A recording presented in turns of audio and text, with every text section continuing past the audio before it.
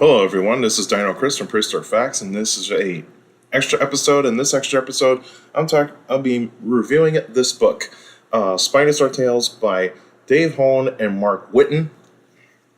And so this book came out earlier this year. I recently just got this, and so So this book is mainly all about the latest scientific research on Spinosaurs. So basically, like Spinosaurus, Baryonyx, Suchomimus, etc. And so this book is very well done in terms of the latest scientific research. Now, some of you might be asking me, is Spinosaurus mirabilis on here? And the answer is no, it is not. So this book was probably fully written like a couple of years before Spinosaurus mirabilis became a thing. And so, so there is not much to actually go through about Spinosaurus mirabilis. But the other Spinosaurs, yes, there is definitely some things about it. And so chapter 1 is the introduction. So all these chapters are basically kind of almost like how you're actually going to be reading a scientific paper. And Dave Hone does a really good job of actually doing this type of thing, is like making the book very easy to read when it comes to like how to read a scientific paper. That's how you're actually going to read this book. So chapter 1 is the introduction. Chapter 2 is history. Chapter 3 is origins and background. Chapter 4 is species and relationships. Chapter 5 is Spinosaur fossil record. Chapter 6 is Spinosaur anatomy, the head. Chapter 7 is Spinosaur anatomy, the body, limbs, and tail. Chapter 8 is Spinosaur anatomy, life appearance. Chapter 9 is standing tall, getting around, posture, and locomotion. Chapter 10, feeding the mouth, fueling the body. Chapter 11, Spinosaur ecology. Chapter 12, the life of a Spinosaur. And then the final chapter is Chapter 13, the fascination and frustrations of Spinosaurs. And so that's what you're going to get of this book. And I'll show you a couple of illustrations from this book. And so in chapter 1 in the introduction, like say on page 13 right here, you actually see this how Spinosaurus has changed throughout history. And so that's actually pretty cool. To showcase like how many different types of images have been done or illustrations have been done on Spinosaurus. And like you get this really weird one in 1962, which is like right here. That's kind of weird. And then you actually see the 2001 Jurassic Park 3 image of Spinosaurus, and then you get Planet Dinosaur version, and then you get to the latest ones. And so that's what you actually get out of that.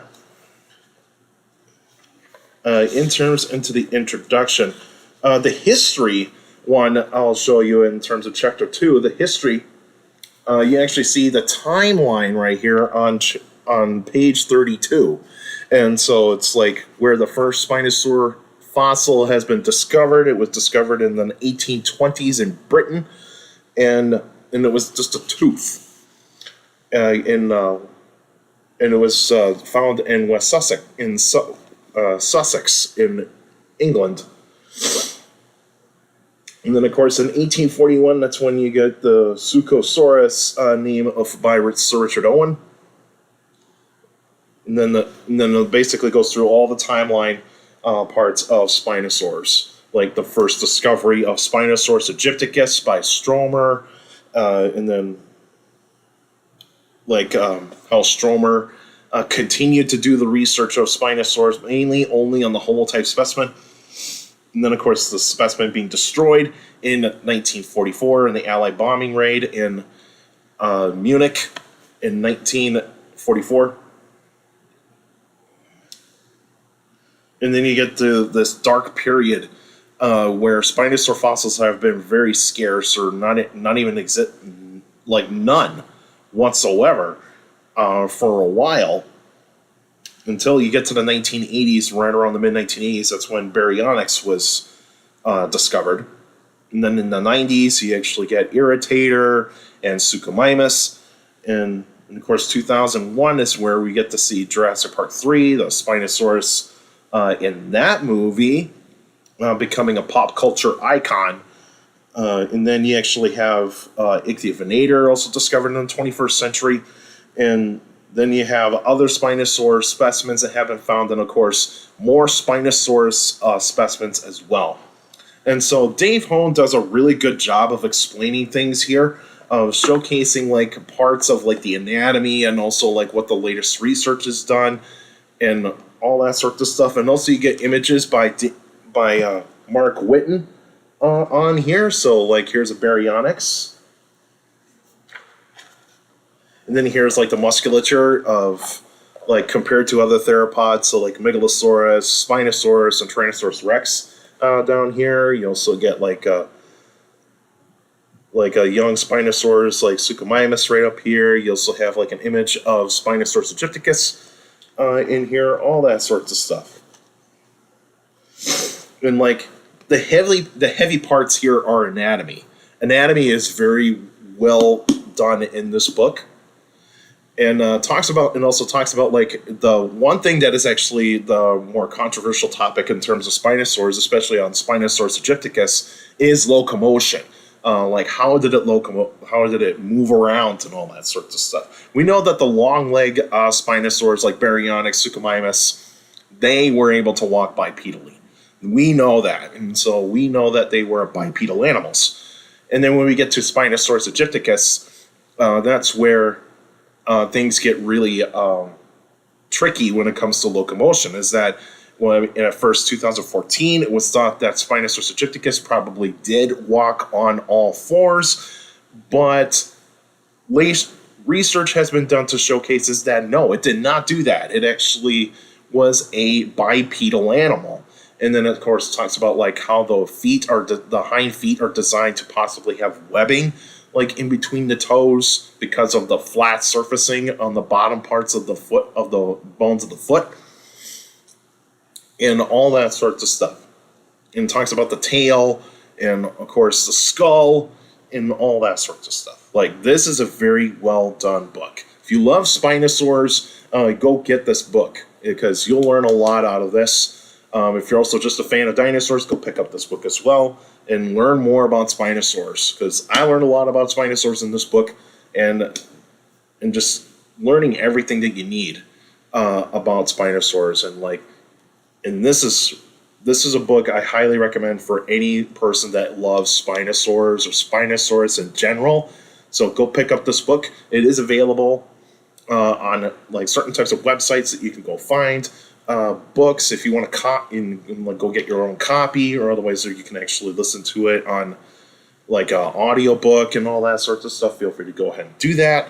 But I like physical copies because first and foremost, they actually are very good things to keep around, especially covers like this. Covers like this are just awesome, especially since this is actually a reference to the Tyrannosaur Chronicles book, because the Tyrannosaur Chronicles book has a cover very similar to this. Like it has Tyrannosaurus Rex. It also has, I believe, Guanlong and I think Alioramus or a Gorgosaurus. And so yeah, that's because in here you just mainly get Spinosaurus aegypticus. Now this image might be something saying like, oh, this could be Mirabilis, but remember what I said. Mirabilis was not described yet around that kind of time. So Mirabilis fossils were probably already being discovered. It's just that they were not fully illustrated and researched totally yet. And so that's how that goes about. And so in terms of rating this book, I'll give this a 4.5 out of 5 because of how like good the information is. At some point, the information is going to get dated. And like we all know that science is going to change things, especially with Spinosaurs. Once more and more discoveries are being publicized and all that sort of stuff, then that's where we can actually find out like how broad the Spinosaur family really is. We just only got fragments of fossils, and that's what this book also talks about too. is how the preservation of Spinosaur fossils are. It's just so unpredictable, and so you're only going to get very small amounts of Spinosaur fossils. Like you're going to get teeth, you might get some vertebrae, you might get some bones in like the hand or on the foot, partial jaws, that sort of thing. Like Spinosaur fossils are very rare, and so hopefully we do get to find more Spinosaur fossils and all that sorts of stuff. So like more baryonyx, more Spinosaur certificates, like you name it. We need more Spinosaur fossils, including Irritator. But yeah, that's my review. So go pick up the book. If you do have the book, tell me what you think about the book. Do you like the book? Do you think it actually made you learn something new about Spinosaurs? Feel free to let me know in the comments down below. And next week will be a special episode. I'll let you guys know what kind of prehistoric animal I'm going to talk about, so stay tuned for that. And you can still send me questions about dinosaurs and other prehistoric life by emailing me at dinocris71@gmail.com, or just go on my Facebook page, Prehistoric Facts with Dino Chris. Like the page, you should post your questions in the comment section. Please put them in the comment section. Don't put them on Messenger. Messengers are private conversations only. So please put your questions in the comment section on any Facebook post. And also for you YouTubers out there, like the videos, subscribe to the channel. According to my analytics, a lot of you guys are checking out my channel. I'm not subscribed yet, so please feel free to hit the subscribe button. And also hit the like button, because that's how the YouTube algorithm works. The more likes the video gets, the more likely the video gets spread out to people that are interested in dinosaurs, prehistoric life, paleontology, and geology in general, so please feel free to do so. And also share the video, share the channel to anybody that is interested in dinosaurs, prehistoric life, paleontology, and geology in general, so please feel free to do so. And also hit that notification bell so that we can get weekly notifications of every video that comes out. And also, if you go on my post tab on the channel, you actually see I post updates on videos and news and paleontology, mainly in the dinosaur area of the news. And of course, polls. I post polls every 3 days on the channel, and I appreciate all of you guys participating in the polls, and it means a lot to that. And also, for YouTubers out there, leave your questions in the comment section. So I do read them all. All of you guys send me questions via email, Facebook, and YouTube. You guys are awesome. Give me some great questions for the Q&A episodes. So keep up the great work. And also make sure you keep your questions short to the point. You can also follow me on Instagram at dino.chris.pf. I post pretty cool stuff on there. You can also follow me on Threads, same thing, at dino.chris.pf. I post pretty cool stuff on there as well. Also, take care of the people around you, and also for younger people out there, to make sure to listen to your parents, your teachers, and your guardians. It's the best motivation you could have. A good education is very important. Have a good education. With a good education, get a good job in the future. That's it for now, and I'll see you guys next time.